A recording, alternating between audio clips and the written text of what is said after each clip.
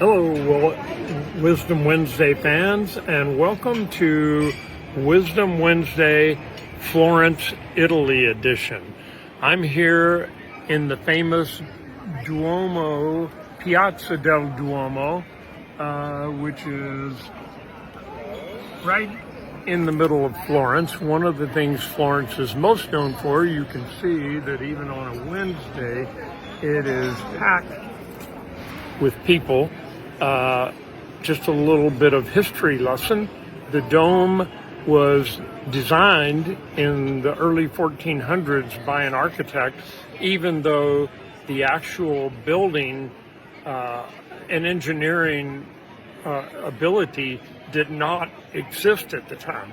So consider that about your own life, that this guy designed it. It took 100 years for them to start building it, because they didn't know how to build what he designed. The significance of the dome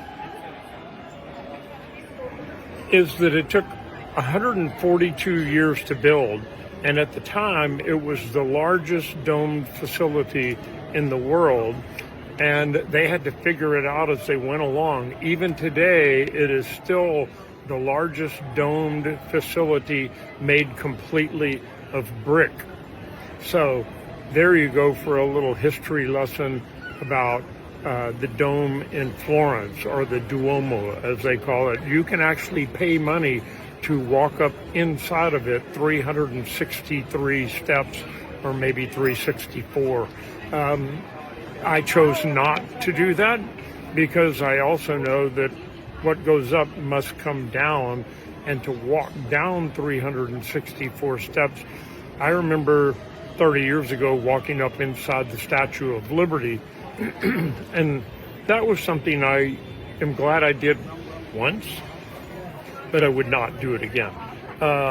This one sounds about just as much torture, but people do it every day.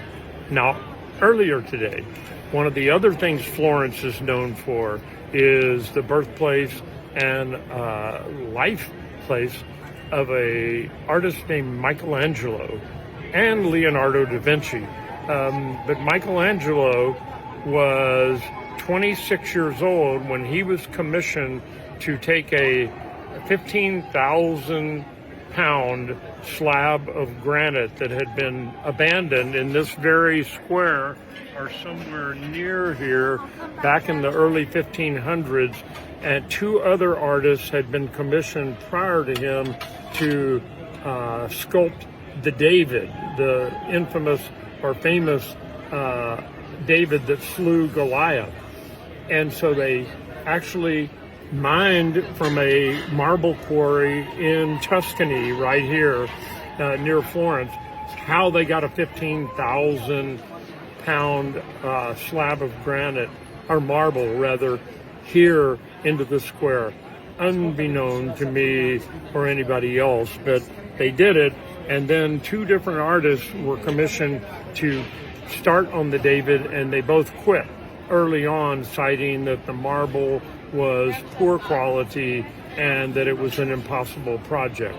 And then it sat out in the elements for 2 decades in the late 1400s before Michelangelo was hired, and they gave him 2 years to complete the David. Now, most of Michelangelo's other sculptors, which are very famous, but David is arguably the most famous sculpture in the world, weighing in at 12,000 pounds. I just saw the original a couple of hours ago at the Accademia Gallery right down the road from here, about 3/10 of a mile. And it is quite impressive, the detail in the hands and the detail in this piece of marble that other artists had already considered unworkable.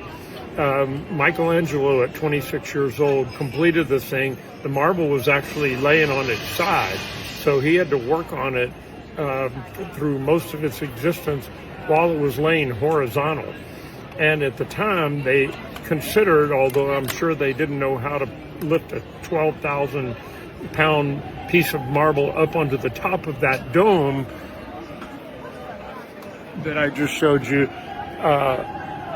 That was the intent, is they were going to put the David up on the top of the dome. So Michelangelo, I didn't know that until today, the hands, particularly the right hand, is much oversized compared to the rest of the statue. And it was done deliberately by Michelangelo because he thought people were going to be viewing it from 150 feet down on the ground. So now it is sitting on a pedestal in the gallery, and the right hand is significantly as large as Donald Trump says his hands are. So anyway, that's a little bit of trivia for you to know about. It actually was in this plaza, and then it got moved in the 1800s. Now, again, this dome, I keep going back to this, it took 142 years to build, but it has been there now for over 600 years. Imagine that in today's, they would finish the whole thing in probably 2 years, 3 years tops, like they do the big buildings downtown. But would it last 600 years? I don't think so. I look around and I'm walking on cobblestone streets, and many of these cobblestone streets, they used to say all roads lead to Rome. Well, it actually was in reverse.